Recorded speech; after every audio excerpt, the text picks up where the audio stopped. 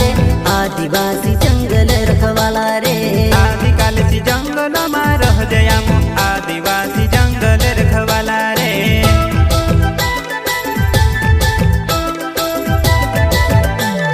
चल जंगल जमीन काजे पूजे रे आदिवासी दुनिया ने रखवाला रे बाप देव खतरी काज पूजे रे आदिवासी सबसे निराला